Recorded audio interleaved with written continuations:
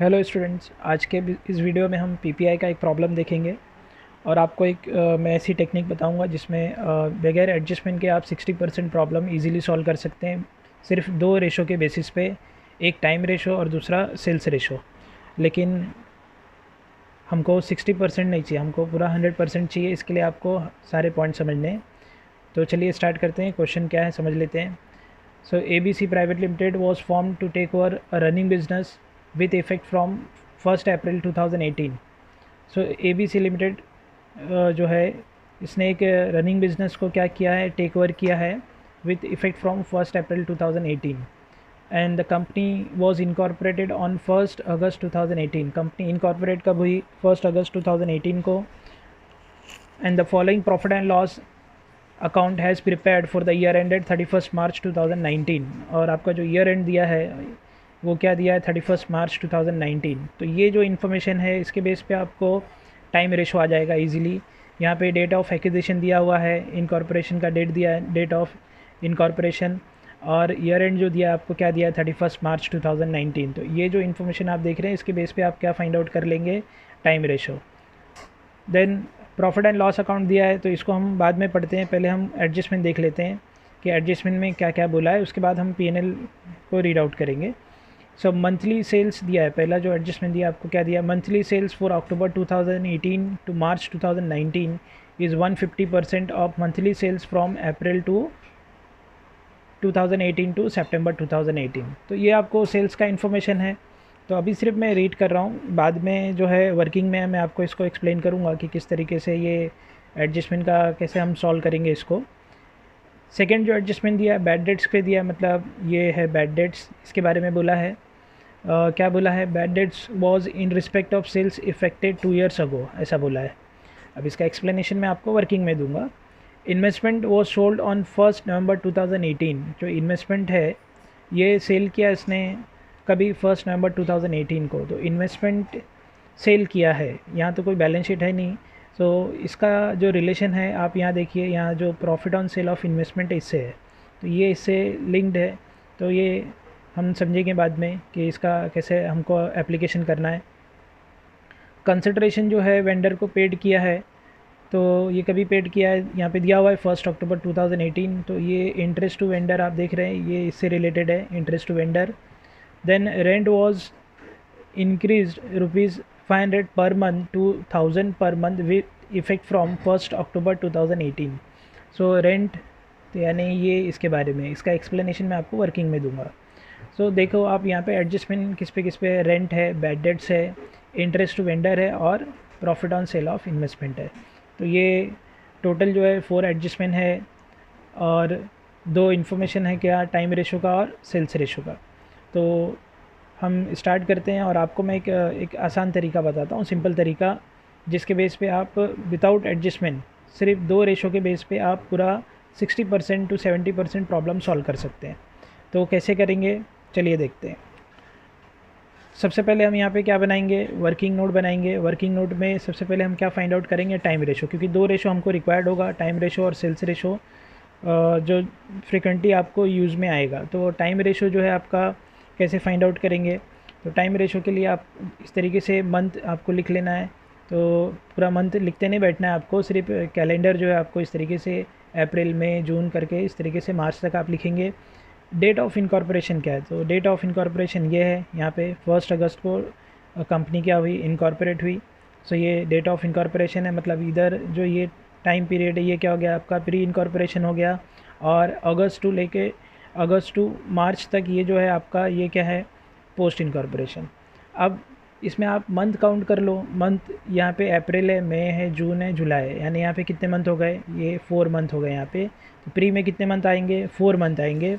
और पोस्ट में आप काउंट करेंगे, सो यहाँ से यहाँ तक काउंट करेंगे तो कितने मंथ आएंगे आपके? 8 मंथ आएंगे। तो फाइनली आपका रेशो क्या बन जाएगा? 1:2। ये कैसे आया? 4 1 जा एंड 4 2 जा, इस तरीके से। तो ये टाइम रेशो आपको मिल गया। तो हर क्वेश्चन में हमें इस तरीके से टाइम रेशो ढूंढना होगा। Date of acquisition, then date of incorporation and year end का डेट। इसको हम यहाँ पे डेट ऑफ इनकॉर्पोरेशन को इस तरीके से लाइन ड्रॉ करेंगे और प्री पोस्ट समझ जाएंगे कि कितना मंथ प्री में आएगा और कितना मंथ पोस्ट में आएगा। नेक्स्ट जो सबसे इम्पॉर्टेंट रेशो है इसमें वो है आपका सेल्स रेशो। तो सेल्स रेशो कैसा फाइंड आउट करना है उसके बारे में एडजस्टमेंट दिया हुआ है, वहाँ पे इन्फॉर्मेशन दिया हुआ है प्रॉफिट एंड लॉस अकाउंट के नीचे क्वेश्चन में। आप इस तरीके से ड्रॉ कर लेंगे April to March, date of incorporation क्या आपका 1 अगस्त, यहाँ पे एक लाइन ड्रॉ कर लेंगे, ये आपका डेट ऑफ इनकॉर्पोरेशन है। अब जो इन्फॉर्मेशन दिया है सेल्स के बारे में वो क्या दिया है, बोला है monthly sales for October to March. See October to March इसकी बात हो रही है अभी, यहाँ से यहाँ तक। सो अक्टूबर टू मार्च, यहाँ से यहाँ तक जो सेल्स है आपका October to March is 150% of monthly sales for April to September. यानी जो आपका यहाँ से अप्रैल, इसके लिए मैं थोड़ा सा यहाँ पे थोड़ा कलर अलग यूज़ कर लेता हूँ। ये जो सेल्स है आपका अप्रैल टू सितंबर यहाँ तक, इसके कंपेयर में यहाँ पे ये अक्टूबर टू मार्च 150% है।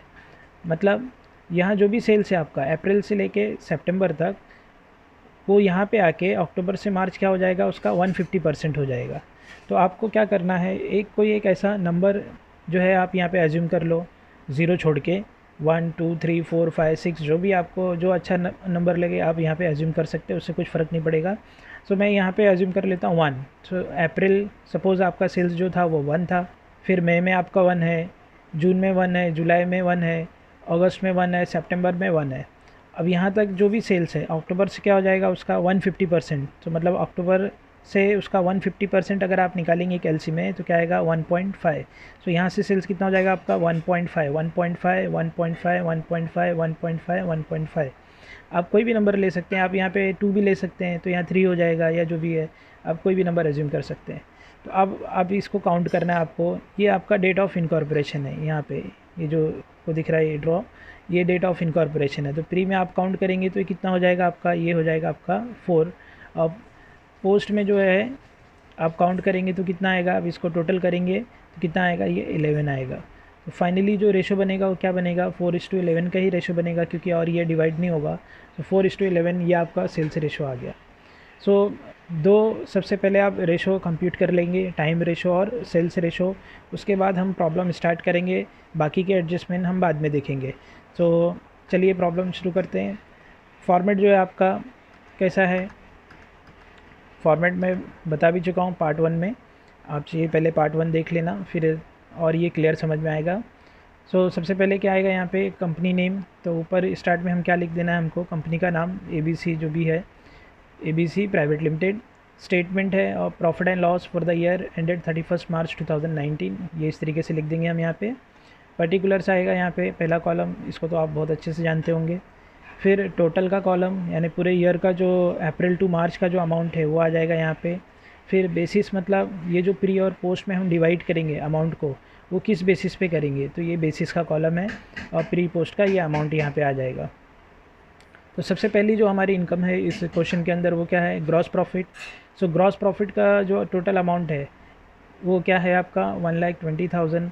और जो ये है, पहले हम इसको क्या करते हैं, ये जो टोटल अमाउंट है ये पूरा पार्ट हम सॉल्व कर लेते हैं। ये विदाउट एडजस्टमेंट ये सॉल्व करना है हमको पहले, तो पहले ये सब हम सॉल्व करते हैं। तो ग्रॉस प्रॉफिट आपका है कितना, 1,20,000, ये हमने लिख दिया। सेकंड क्या आपका, profit on sale of investment. So ये जो अमाउंट है आपका कितना है 20,000। सी ये ईयरली अमाउंट हमको लिखना है, तो ईयरली लिखने में हमको कोई प्रॉब्लम नहीं है। क्वेश्चन जैसा जो दिया हुआ है एज इट इज़ यहाँ पे लाके आपको क्या कर देना है, कॉपी कर देना है। बाकी ये जो 3 कॉलम है हम बाद में समझेंगे। तो इसमें इसका टोटल करेंगे आप तो कितना हो जाएगा 1,40,000। P&L के क्रेडिट में 2 ही चीज़ है, एक ग्रॉस प्रॉफिट है और दूसरा क्या आपका profit on sale of investment. फिर इसमें से सारे एक्सपेंसेस आप क्या करेंगे, लेस करेंगे। सो एक्सपेंसेस में क्या क्या है जो भी क्वेश्चन में दिया हुआ है वो सब हमको एज इट इज़ कॉपी करना है। सैलरीज़ है आपका 30,000, देन रेंट दिया हुआ है आपको 9,000, ऑफिस एक्सपेंसेस दिया हुआ है 6,000, सेल्स कमीशन दिया हुआ है आपको 15,000, बैड डेट्स दिया हुआ है आपको 5,000, डायरेक्टर्स फीस है 8,000, डेप्रिसिएशन दिया हुआ है 18,000, इंटरेस्ट ऑन डिबेंचर दिया हुआ है कितना 8,000, इंटरेस्ट टू वेंडर दिया हुआ है आपको 6,000। ये इतने एक्सपेंसेस दिए हुए हैं आपको प्रॉफिट एंड लॉस के डेबिट साइड में। यहाँ पे वर्टिकल फॉर्म में हमको लिखना है, इसके लिए यहाँ पे हम वर्टिकली इसको लेस कर लेंगे। अब इसका आप टोटल करेंगे, टोटल एक्सपेंसेस आपका कितना आ जाएगा, आपका 1,05,000। सो 1,05,000, 1,40,000 है यहाँ पे। इस 1,40,000 में से ये 1,05,000 आप माइनस करेंगे तो आपको नेट प्रॉफिट जो पीएनएल अकाउंट में आपको दिख रहा है वही दिख जाएगा यहाँ पे 35,000। तो ये आप देखिए कितना आसानी से सॉल्व हो गया। हमने सिर्फ क्या किया, क्वेश्चन को कॉपी किया, एज इट इज़ सिर्फ वर्टिकल फॉर्म में किया है। आपको क्वेश्चन में जो दिया है वो हॉरिजेंटल फॉर्म में दिया हुआ है। अब इसके बाद दो रेशो जो हमने अभी फाइंड आउट किए, टाइम रेशो और सेल्स रेशो, उसकी बेसिस पे जो एडजस्टमेंट जिस पे दिया है उसको छोड़ के आप बाकी सब सॉल्व कर सकते हैं। तो एडजस्टमेंट आपने देखा वहाँ पे जो एडजस्टमेंट दिया हुआ था वो किस पे दिया हुआ है। एक आपका एडजस्टमेंट दिया है इसका प्रॉफिट, ये एडजस्टमेंट एक इसका है profit on sale of investment. दूसरा एडजस्टमेंट किसका दिया है, रेंट का। तीसरा जो दिया था बैड डेट्स का, और किसका दिया था, इंटरेस्ट टू वेंडर का। देखिए 4 एडजस्टमेंट है आपके क्वेश्चन में।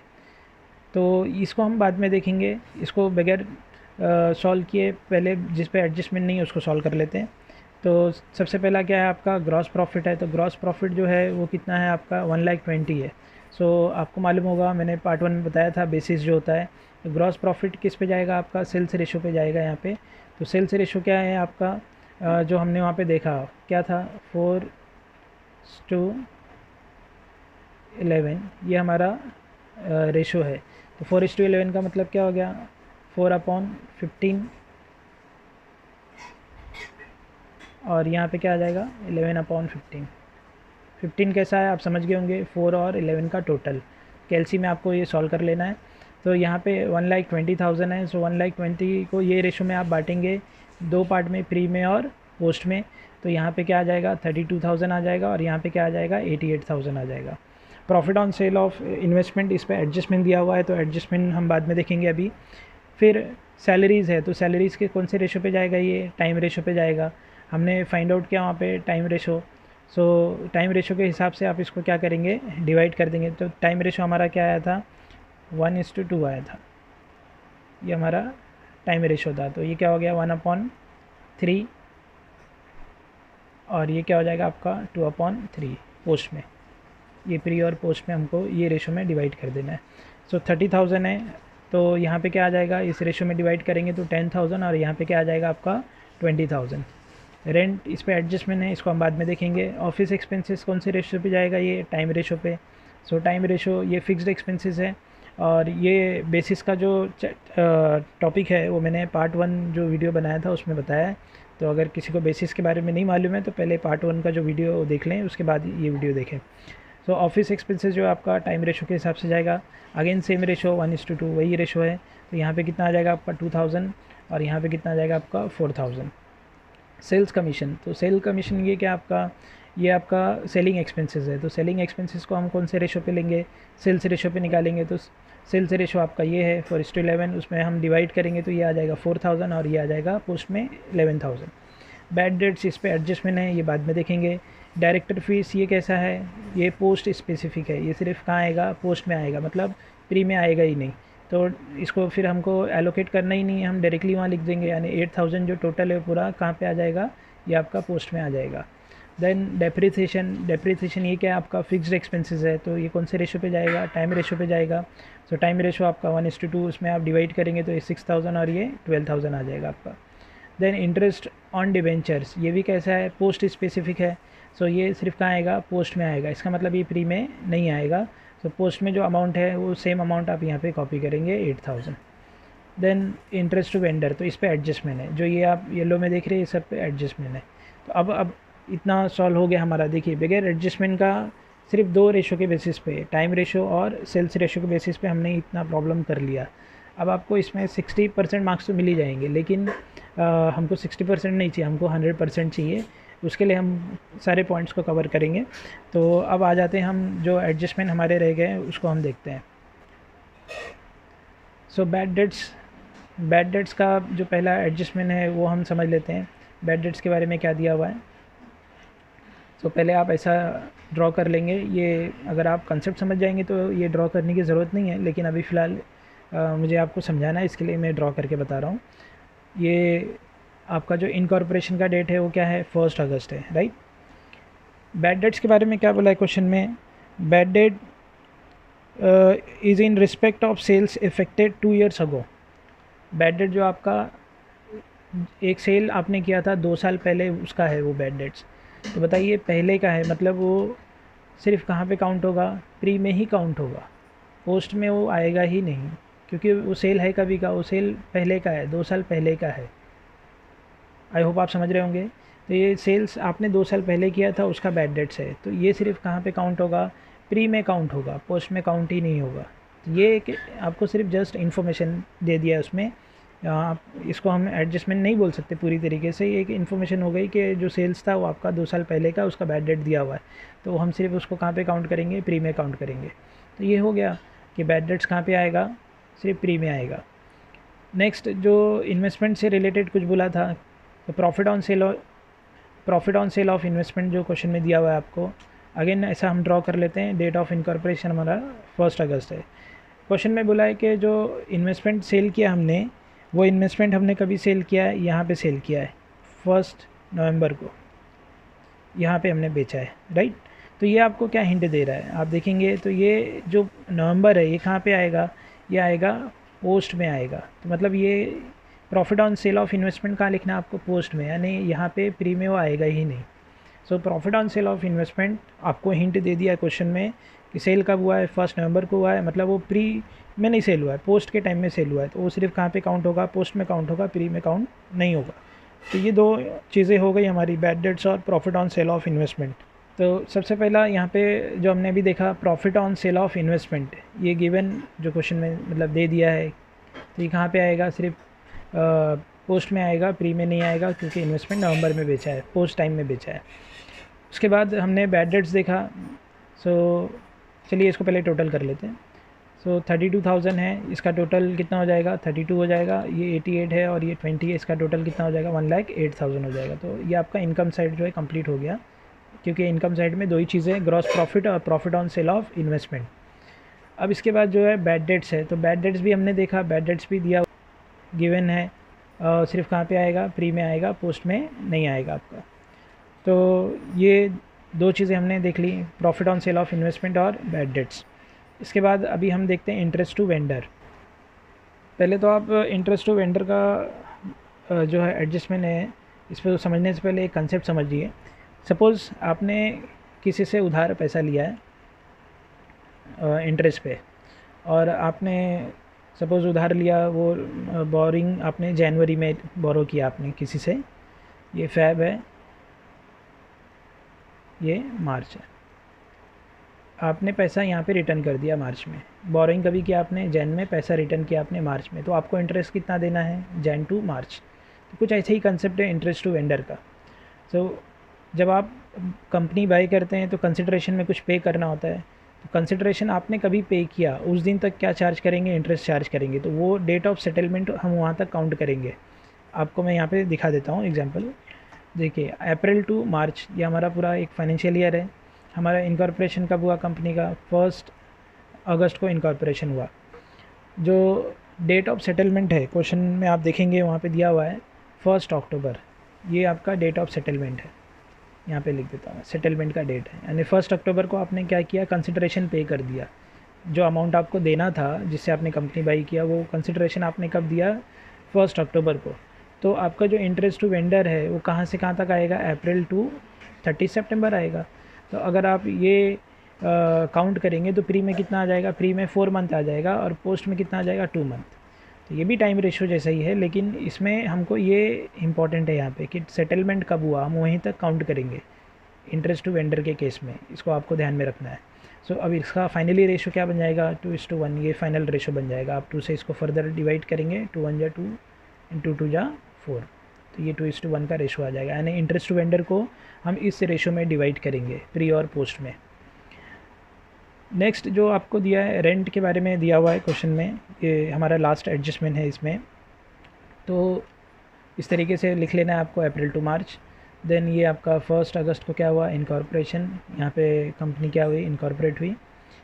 अब रेंट देखेंगे, उसमें क्या लिखा है कि जो रेंट है 500 पर मंथ है, but it increase ₹1000 per month with effect from 1 अक्टूबर। मतलब यहाँ से जो है आपका रेंट इंक्रीज़ हो गया। तो 500 पर मंथ जो है आपका अप्रैल मई जून जुलाई अगस्त सितंबर तक ये 500 चल रहा था हमारा रेंट। अक्टूबर से हमारा रेंट क्या हो गया, ₹1000 हो गया। इंक्रीज़ टू 1000 बोला है, इंक्रीज़ बाय 1000 नहीं बोला है। अगर इंक्रीज़ बाय 1000 होगा तो यहाँ पे 1500 आ जाएगा, लेकिन इंक्रीज़ टू 1000 का मतलब जो नया वैल्यू है आपका 1000 है। तो 1000 यहाँ से हो गया 1000 ये आप लिखते जाइए मार्च तक हो गया ये। बहुत सारे स्टूडेंट्स क्या करते हैं, ये 500 जैसा अच्छा दिख रहा है 500 काउंट कर लेते हैं यहाँ तक। ऐसा नहीं है, आपका प्री का जो टाइम है वो इतना ही है। तो प्री में क्या रेंट आएगा आप इसको काउंट करिए। ये रेशो नहीं है, रुपीज़ है, 500 रुपीज़ है। सो 500 ही काउंट करेंगे तो ये कितना रुपीज़ हो जाएगा, 2000 रुपीज़ हो जाएगा। अब पोस्ट का जो टाइमिंग है आपका, ये टाइमिंग है पोस्ट का यहाँ से लेके यहाँ तक, इसका रेंट आप काउंट कर लीजिए। 1 2 3 4 5 6 6000 ये हो गया, और ये 500 तो ये मिलाएंगे उसमें कितना हो जाएगा आपका 7000। तो यहाँ पे पोस्ट में कितना आएगा आपका 7000। आप क्वेश्चन में जाके देखेंगे रेंट आपको टोटल कितना दिया रहेगा, 9000 दिया रहेगा। ये 7000 प्लस ये 2000। सो प्री और पोस्ट का अमाउंट मिल गया हमको 2000 एंड 7000 ये अमाउंट आ जाएगा रेंट का। सो इसकी एंट्री हम वहाँ पे कर लेते हैं। मेन आंसर में जो है आपको सबसे पहले वर्किंग फाई ये देखते हैं, इंटरेस्ट टू वेंडर जो हमने किया। तो रेशो हमने निकाल लिया था उसका रेशो। तो रेशो के हिसाब से जो है 6000 को हम डिवाइड करेंगे 2:1 में, जो हमारा रेशो आया था इसका जो हमने फाइंड आउट किया था।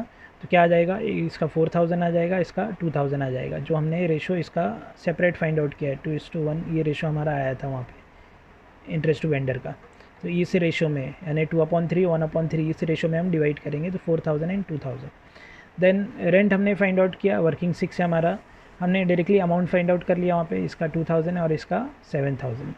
तो ये हमने सारे एडजस्टमेंट भी सॉल्व कर दिए। अब इसको हमें सिर्फ टैली करना है। तो टैली करने के लिए इसका एक्सपेंसेस का टोटल करते हैं। पहला प्री का टोटल जो है कितना आ जाएगा, यहाँ से यहाँ तक काउंट करेंगे 33000, और पोस्ट का काउंट करेंगे तो कितना होगा 72000। सो प्री में आप देखिए नेट प्रॉफिट और लॉस कैसा मिलेगा हमको। जो इनकम है आपका, ये इनकम, इसमें से हम ये सारे एक्सपेंसेस, इस इनकम में से ये एक्सपेंसेस हम क्या करेंगे, माइनस करेंगे। तो हमको क्या मिलेगा यहाँ पे, नेट प्रॉफिट और लॉस। सो ये 32000 है। यहाँ पे आप देखो प्री में यहाँ पे कितना दिया है, 32000 है इसका टोटल, और यहाँ पे कितना, ये 33000 है। तो 32000 में से 33000 माइनस करेंगे तो आपको माइनस में आंसर आएगा 1000। और माइनस में आया मतलब ये क्या है, ये लॉस है आपका। और लॉस जो होता है प्री में कहाँ ट्रांसफ़र किया जाता है, गुडविल में ट्रांसफ़र किया जाता है, गुडविल में। गुडविल अकाउंट ये आपका यहाँ पे ट्रांसफ़र हो गया गुडविल में। अगर प्रॉफिट आता मतलब प्लस में आता तो वो उसको हम कैपिटलाइज करते हैं, मतलब वो कैपिटल रिजर्व में ट्रांसफ़र होता। ये इंट्रोडक्शन में आपको मैंने बताया है। देन पोस्ट का आप देखेंगे, पोस्ट का जो इनकम साइड है वो टोटल है 1,08,000, और जो एक्सपेंसेस है आपका 72,000 है। सो 1,08,000 में से 72,000 माइनस करेंगे तो आपको कितना मिलेगा यहाँ पे 36,000। ये प्लस में आ रहा है, ये आपका नेट प्रॉफिट है। ये कहाँ जाएगा, ये प्रॉफिट एंड लॉस अकाउंट में ट्रांसफ़र हो जाएगा। सो देखा आपने, ये एक प्रॉब्लम था पीपीआई का जो हमने सॉल्व किया।